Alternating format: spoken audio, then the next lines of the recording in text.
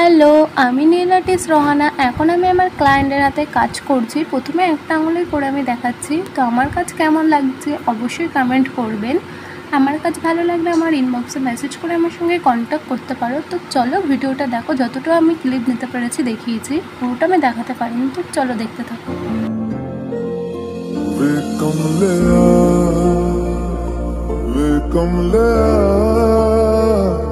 वे कमले मेरे नादान दिल,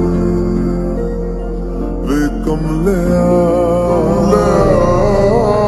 मेरे नादान दिल। दो नैनों के पेचीदा सा गलियारे, इनमें खोकर तू मिलता है कहाँ। तुझको अंबर से पिंजरे ज्यादा प्यारे, उड़ जा कहने से सुनता भी तू है।